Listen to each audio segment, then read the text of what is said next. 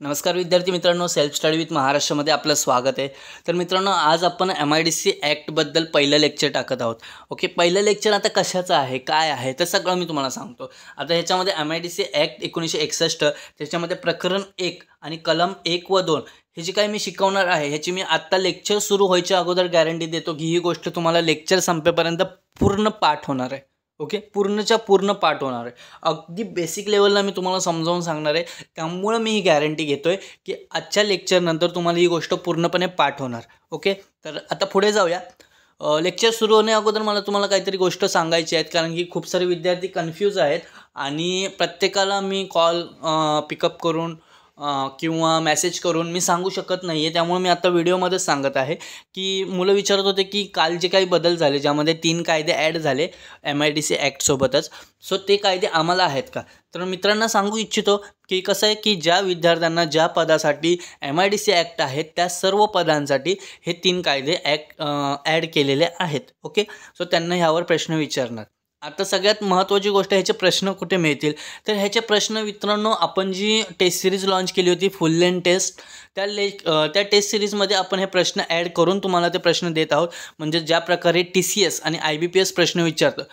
सगळ्यात महत्त्वाची गोष्ट, TCSचा पॅटर्न वेगळा आहे. जर तुम्ही आत्ताही अभ्यास करत असाल आणि त्याच्यामध्ये तुम्ही TCSचे प्रश्न वाचत असाल तर तुम्ही पूर्णपणे चुकीच्या ट्रॅकवर आहात, कारण की तुम्हाला TCS चे प्रश्न येणार नाही आहेत. TCS पूर्णपणे वेगळ्या पद्धतीचे प्रश्न विचारतो. फॉर एक्झाम्पल मी तुम्हाला एक सांगू इच्छितो की मराठी ग्रामर जर तुम्ही पाहिलं असेल तर तुम्ही TCSचा पेपर देऊन आला असेल तर तुम्हाला समजेल की मराठीच्या वाक्यामध्ये व्याकरण कशा पद्धतीने वापरलं गेलेलं आहे ह्यावर TCS प्रश्न विचारतं.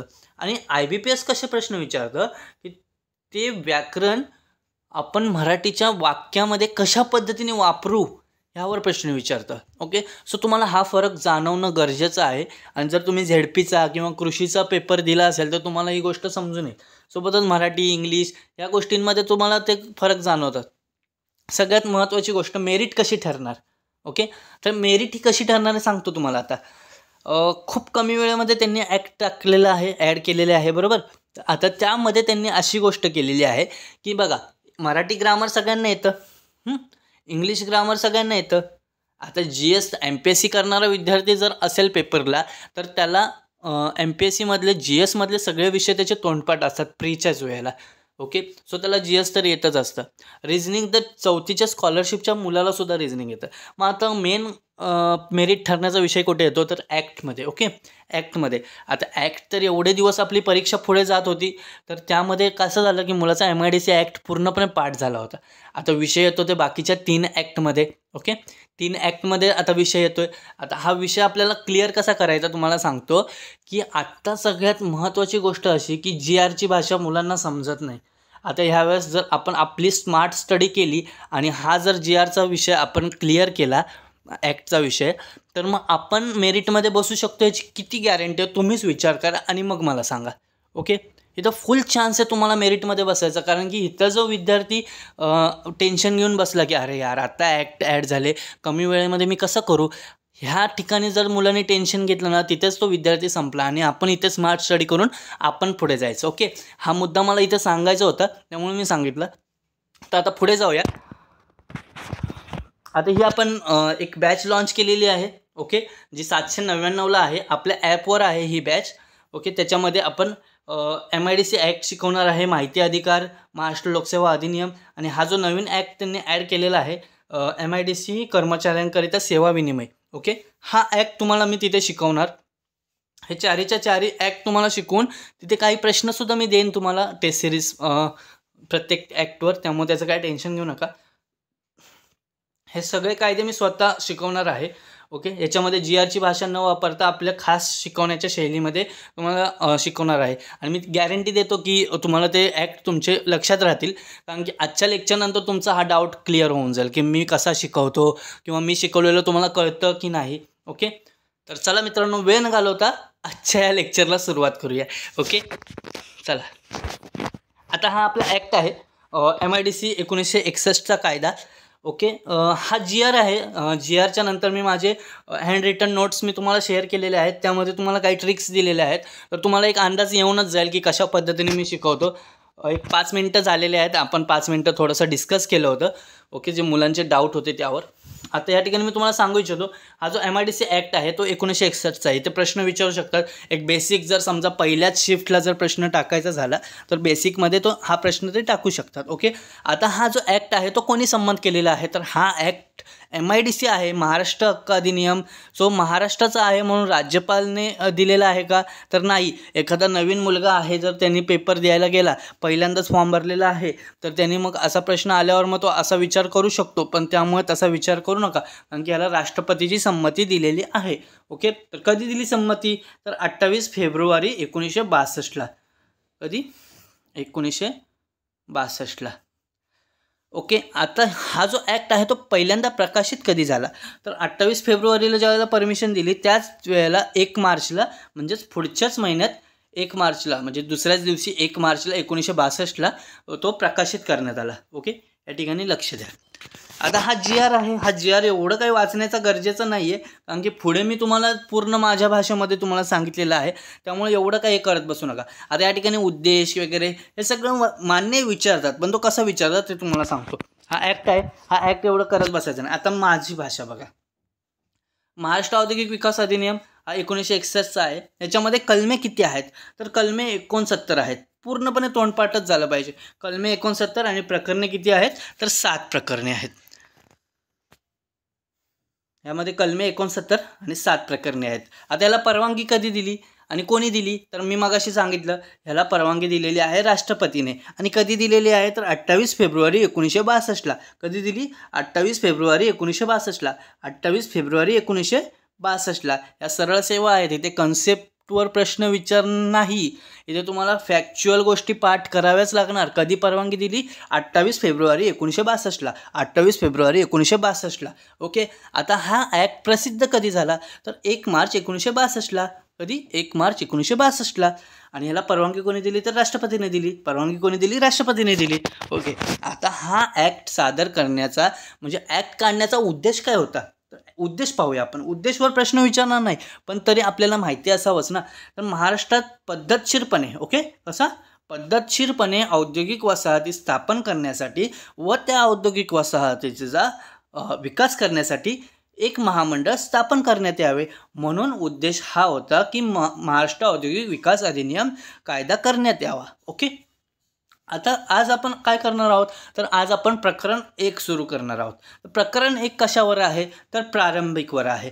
आता एकूण प्रकरणे किती आहेत याच्यामध्ये, तर एकूण प्रकरणे किती आहेत, तर 7 आहेत. आणि एकूण कलमे किती आहेत, तर एकूण कलमे 69 आहे. मी जे काय बोलतो ना ते तुमचं पाठ होण्यासाठी बोलत आहे, त्यामुळे पूर्णपणे लक्ष द्या. नोट्स काढा नका काढू, काही घेणं देणं नाही आहे, पण जेवढं मी बोलतो ना ते हेडफोन टाका आणि फक्त ऐकत राहा. तुमचं तोंडपाठ होणार हो, मला माहिती आहे, मला विश्वास आहे, मला गॅरंटी आहे, आणि मी गॅरंटी घेतलेली आहे. तुमची जबाबदारी माझ्यावर आहे, त्यामुळं मला माहिती आहे की एकूण कलमे किती आहेत, तर 69 आहेत. आणि एकूण प्रकरणे किती आहेत, तर 7 आहेत.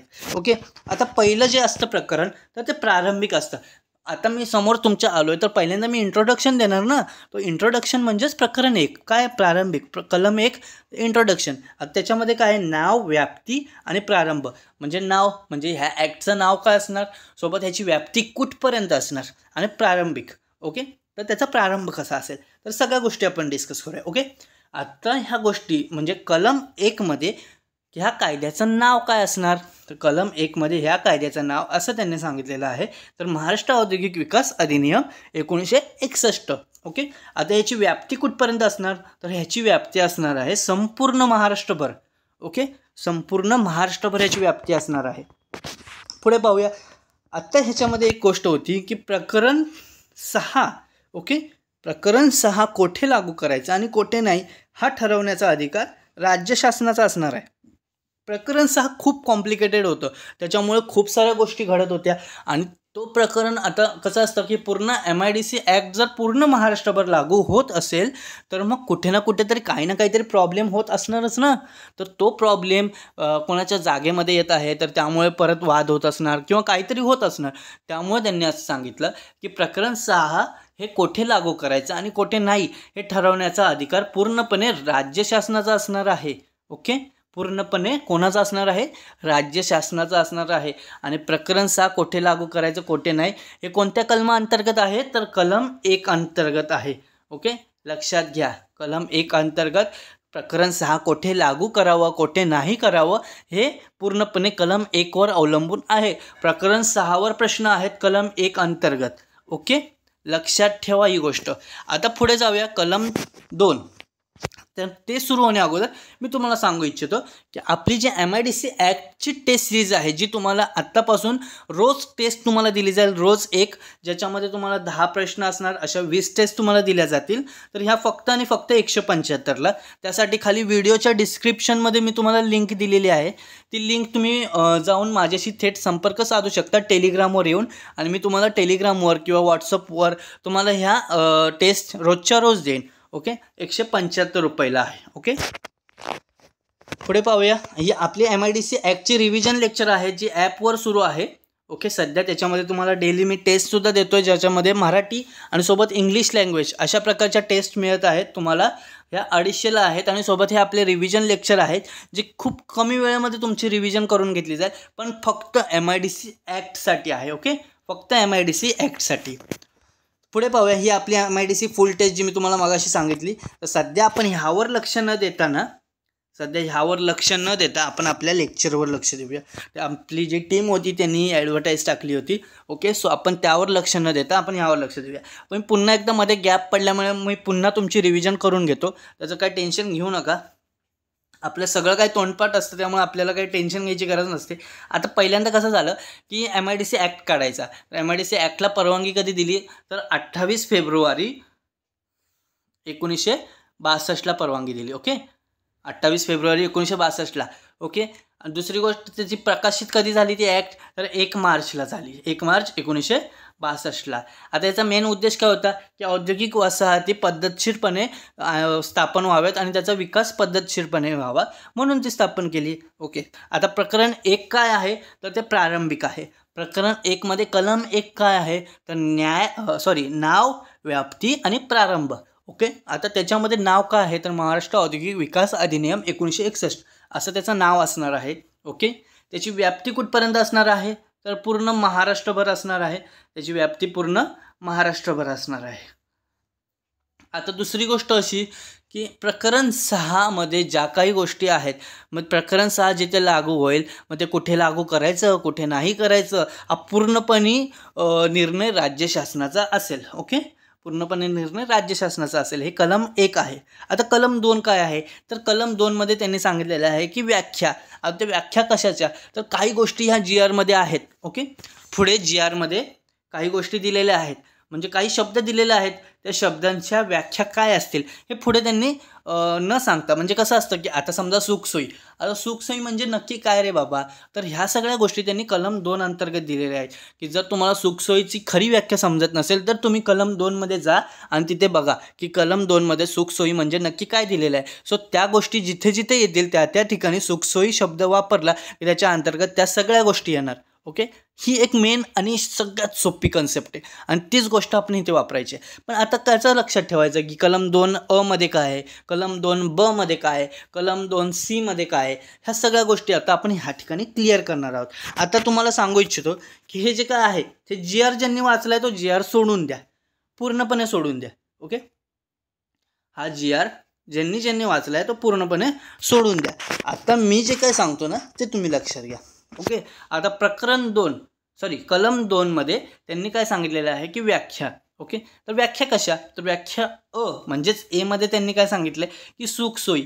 ओके, आता सुखसोयी कुठल्या, म्हणजे आता सगळ्याच का, पूर्ण महाराष्ट्रामध्ये सगळ्याच का, तर नाही, MIDCच्या एरियामधल्या सुखसोयी असणार. ओके, तर त्याच्यामध्ये कसं की MIDCच्या रस्त्यावरच्या सुखसोयी, पाण्याचा आणि विजेचा पुरवठा, रस्त्यांवर दिवाबत्ती सोय, जलनिस्सारण, मलनिस्सारण म्हणजे सांडपाणी, सोबतच साफसफाईची कामे, आणि राज्य शासन ठरवेल त्या इतर बाबी, म्हणजे इन फ्युचर समजा काहीतरी असेल तर मग त्या सगळ्या गोष्टी, ह्या ज्या गोष्टी आहेत त्या सुखसोयी ह्या कलम 2A अंतर्गत येतील. आता या ठिकाणी त्यांनी GR मध्ये त्यांनी काय दिलेलं आहे, तर यात रस्ता, पाण्याचा, विजेचा पुरवठा, दिवाबत्ती करणे, जलनिस्सारण, मलनिस्सारण कामे, ही सगळी कामे आहेत ती ह्या सुखसोयी म्हणून कोणत्याही इतर उपयुक्त गोष्टी विलंबित करतील. म्हणजे मी तेच शिकवतोय, पण इथे कसं एवढं सगळं करण्यापेक्षा एवढं नाही करायचं हो, एवढं करत नाही बसायचं.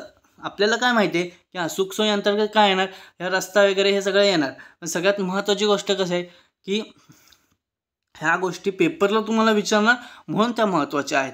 आता ह्या सुखसोयी ए अंतर्गत सुखसोयी आहे. आपल्याला आयुष्यामध्ये सगळ्यात महत्त्वाची गोष्ट काय आहे हो, सुखसोयी. मग आपल्या आयुष्यात पहिली गोष्ट काय आली पाहिजे, सुखसोयी. त्यामुळे ए काय आहे तर सुखसोयी, लक्षात ठेवा. ओके, कलम 2A सुखसोयी. कलम 2 काय, B for building. Okay, B for building. तर कलम 2 आहे, कलम 2B इमारत. ओके, राहण्यासाठी, औद्योगिक व्यापार विषयक किंवा इतर बाबींसाठी त्याचा वापरायचा इरादा कोणताही किंवा बांधकाम किंवा इमारतीचा काही भाग वापरात असो वा नसो त्या गोष्टीला इमारतच बोललं जाणार. जाऊ दे, तुम्हाला एक नॉर्मल गोष्ट सांगतो. कसं असतं माहिती आहे का, आता इमारत कोणाला बोलणार. ओके, MIDCच्या एरिया अंतर्गत जी कुठली गोष्ट आहे त्याला इमारत बोलतात. पण ती इमारत म्हणजे काय, तर इमारत म्हणजे काय तर राहण्यासाठी, औद्योगिक व्यापार विषयक किंवा इतर बाबीसाठी त्यांचा वापरायचा इरादा काहीही असो, मग ते बांधकाम असो किंवा ती इमारतीचा काही भाग असो, मग तो वापरण्यामध्ये येत असो किंवा वापरण्यामध्ये ना येत असो, पण ती जागा इमारत म्हणून बोलली तर त्याला इमारत म्हणूनच बोलणार. ओके, दुसरी गोष्ट सी म्हणजे काय तर कलेक्टर. ह्या फक्त आणि फक्त एका शब्दाच्या डेफिनेशन दिलेल्या आहेत, व्याख्या. इमारत म्हणजे काय तर ही त्याची व्याख्या आहे असं. ओके, तर मध्ये काय की जिल्हाधिकारी. ओके, जिल्ह्याचा प्रमुख कोण असेल तर अधिकारी असेल. आता डी म्हणजे काय तर महामंडळ. कलम 3 नुसार स्थापन करण्यात आलेले महाराष्ट्र औद्योगिक विकास महामंडळ. ओके, कलम 3 नुसार स्थापन करण्यात आलेलं ते कुठे येतात, कलम D मध्ये त्याची व्याख्या येते.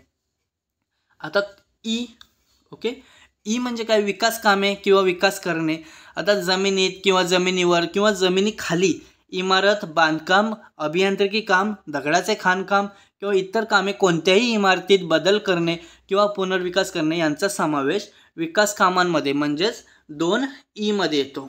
ओके, आता विकास करणे याचा अर्थ काय तर ह्याच्यामध्ये खाणकामाचा समावेश येत नाही. खाणकाम म्हणजे काय, खनिजे, उत्पादने, ते त्याच्यामध्ये खाणकामामध्ये 2Eचा उपयोग होत नाही. ओके, ही गोष्ट तुम्ही लक्षात ठेवा. आता पुढे या ठिकाणी त्यांनी दिलेलं आहे E नंतर F अभियांत्रिकी कामे, G औद्योगिक क्षेत्रे, औद्योगिक वसाहत, I जाण्या येण्याची साधने. हे करत बसायचं नाही. हे तर खूप दिलंय हो, हे खूप दिलंय. हे कशाला करत बसलाय, मी सांगतो ना ते करा तुम्ही.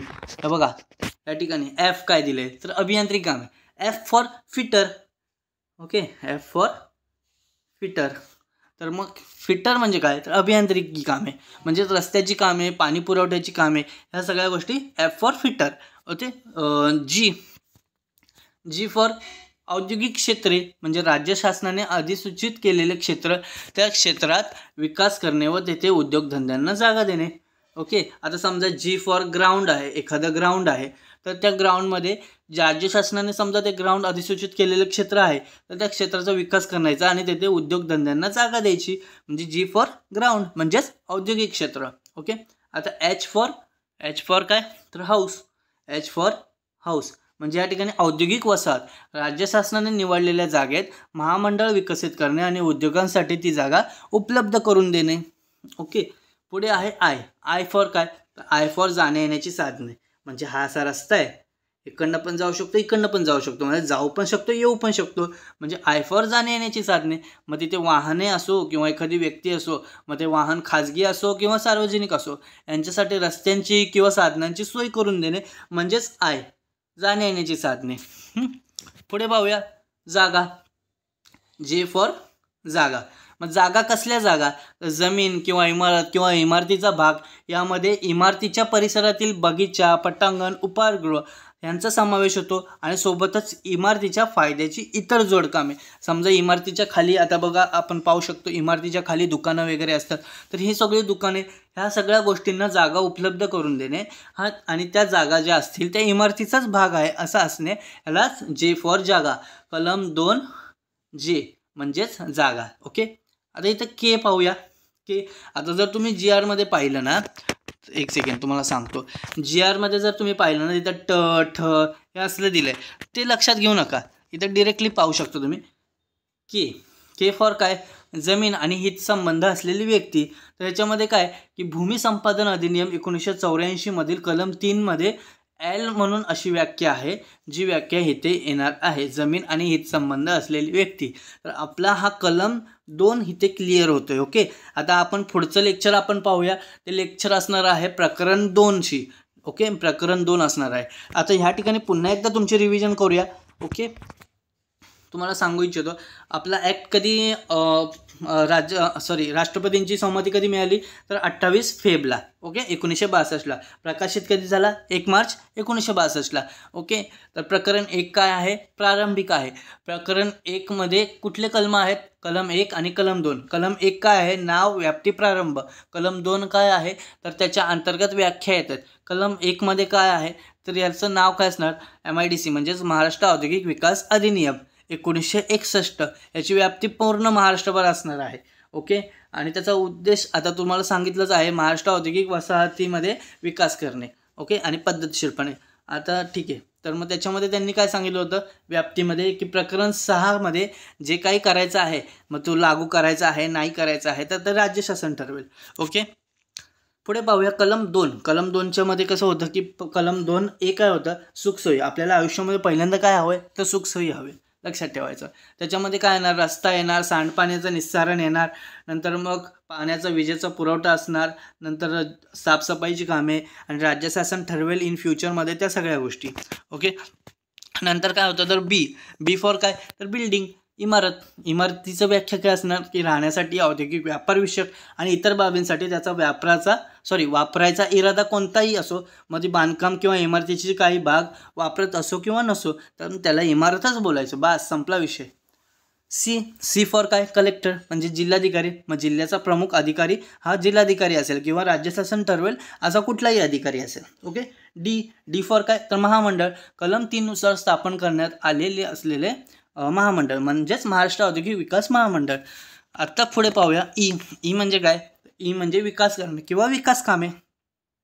जमिनीवर किंवा जमिनीखाली इतर इमारत बांधकाम असो, अभियांत्रिकी कामे असो, दगडाचे खाणकाम असो म्हणजे रस्त्यावरचं, किंवा इतर कामे किंवा कोणत्याही इमारतीमध्ये बदल करणे किंवा पुनर्विकास करणे यांचा समावेश असेल. पण याच्यामध्ये खाणकामाचा समावेश नसेल. खाणकाम म्हणजे काय, खाणीमध्ये जे काम असतं, खनिजे वगैरे खोदणे, ते कामाचा समावेश नसणार आहे. आता इथे मध्ये GR टाकलेला आहे, पण GRची आपल्याला एवढी गरज नाही आहे जर आपली भाषा एकदम परफेक्ट आहे.